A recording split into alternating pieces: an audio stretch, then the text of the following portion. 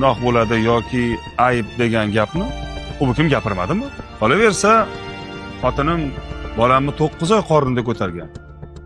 Men har zamonda ko'chaga chiqqanda 1-2 soat ko'tarsam, nima? Xotin-quli bo'lib qolaman. Ha? G'alati emasmi? Seni eng bachkana qilig'ing xotiningni sizlab gapirish. Bunga nima deysan? Buni juda zo'r tomoni bor. Men xotinimni hech qachon so'kmayman. So'ka olmaysan hamda, xotin quli. Juda shoshqaloqsan-da. Ha? Men xotinimni sizlayman. Lekin so'kmayman. Chunki xotinim menga yoqmaydigan biror bir ish qilsa, shunchaki sensirayman xolos. U birdan o'zini yig'ishtirib oladi. Olam Guliston. Xo'sh. Yana e'tirozlar bormi?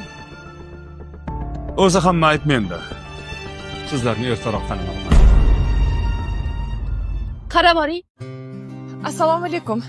Kelin yaxshimisiz? Va alaykum assalom, kelin. Telefon qilsam telefoningizni ko'tarmadingiz.